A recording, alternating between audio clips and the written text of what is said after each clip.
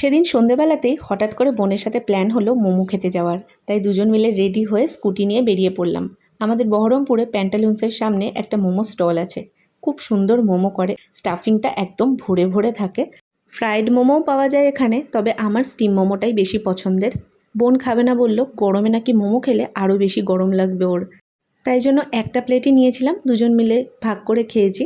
তারপর আসার সময় কিন্তু ফুচকাও খেয়েছিলাম। ফুল ব্লগটা আমার চ্যানেলে পোস্ট করা আছে, আমার ব্লগগুলো তোমরা গিয়ে চেক করো। আই হোপ তোমাদের ভালো লাগবে। বাড়ি আসার পর এটা নেক্সট দিনের ব্লগ। আমি সন্ধ্যেবেলাতে জল খাচ্ছিলাম এখানে বসে, এত কম জল খাওয়া হচ্ছে গরমের মধ্যেও। তারপর বিছানাটা গুছিয়ে রোজকার যা কাজ, এক গাদা জামা কাপড়ের পসরা নিয়ে বসেছি। দেখে মনে হচ্ছে না দোকান দেবো, আমি সবগুলোকে ভাঁজ করে গুছিয়ে রাখলাম। নাহলে এই সমস্ত অগোছালো থাকলে এগুলোকে দেখলে আরও গরম বেড়ে যায়।